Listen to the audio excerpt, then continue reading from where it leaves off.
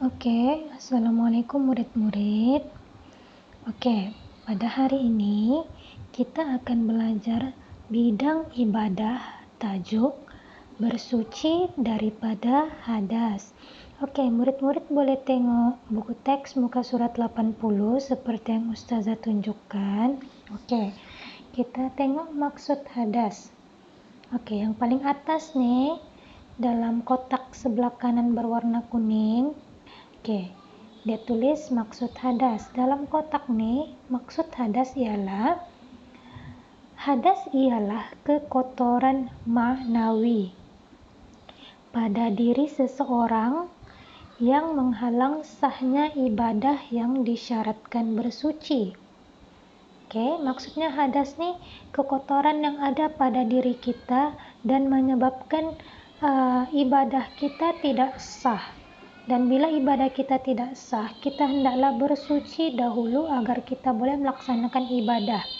Oke, contoh ibadah adalah sholat, tawaf, dan menyentuh Al-Quran. Oke, sekarang kita tengok pembahagian hadas. Ustazah mau murid faham, hadas nih dia ada dua. Yang pertama ialah hadas besar. Yang kedua hadas kecil. Kita tengok hadas besar dahulu. Hadas besar nih, cara bersuci adalah dengan mandi wajib. Apa itu mandi wajib? Kalau hadas kecil pula, cara bersuci adalah dengan berwudu. Oke, sekarang kita pikir, kenapa hadas besar nih perlu mandi wajib? Kenapa hadas kecil pula dengan berwudu sahaja? Apa beza hadas besar dan hadas kecil? Jadi itu sekarang nih bermain di pikiran kita kan? Oke, mari kita tengok muka surat seterusnya. Oke. Kita tengok hukum bersuci daripada hadas. Oke. Hukum bersuci daripada hadas adalah wajib. Ianya adalah berdasarkan ayat Al-Quran dalam surah Al-Ma'idah yang bermaksud, jika kamu berjunub ataupun berhadas besar, maka bersucilah. Oke, hadas-hadas besar nih kita boleh tengok dalam peta minda nih. Oke, sebab berhadas besar yang pertama ialah keluar mani. Oke, ingat hadas besar yang pertama ialah keluar mani. Keluar mani ini hanya untuk lelaki yang telah cukup umur sahaja. Yang kedua adalah bersetubuh. Apa itu bersetubuh? Bersetubuh ini maksudnya melakukan perhubungan jenis suami dan istri. Oke. Yang ketiga adalah haid. Apa itu haid? Haid ialah darah yang keluar daripada rahim wanita yang sehat sudah baligh. Oke, maksudnya wanita sehat yang sudah sampai umur ataupun yang sudah akil baligh, darah yang keluar daripada rahim mereka itu kita boleh panggil darah haid. Oke.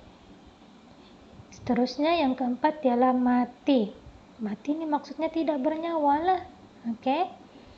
Lagi wiladah. Apa itu wiladah? Wiladah ini maksudnya ibu yang melahirkan anak. Darah yang keluar bersama-sama bayi itu kita panggil darah wiladah. Nifas. Nifas pula ialah darah yang keluar selepas melahirkan anak.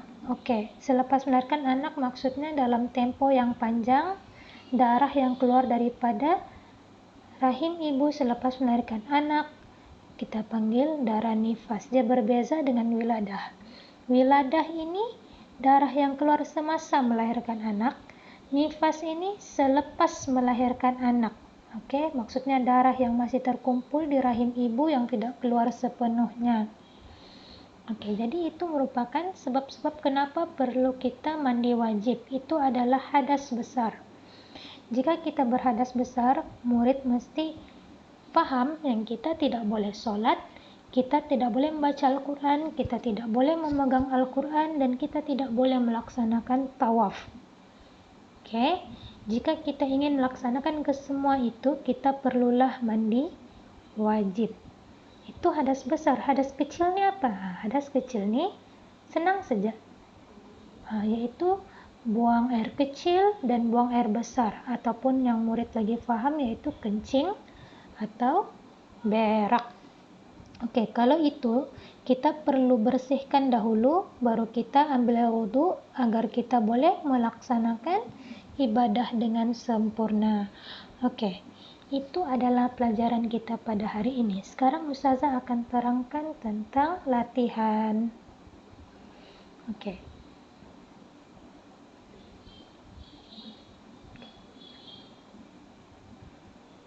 Oke, ini soalan murid-murid pada hari ini. Oke, tengok tajuk dia. Sebab-sebab hadas besar. Soalan dia, lorek pada sebab-sebab hadas besar. Oke, dalam kertas nih terdapat 11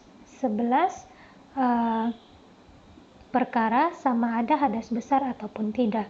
Ustazah mau murid cari mana satu hadas besar yang Ustazah telah nyatakan tadi dan lorek sahaja di bahagian kotak kecil tersebut. Lorek atau warna. Oke, boleh. Setelah itu hantar kepada Ustazah.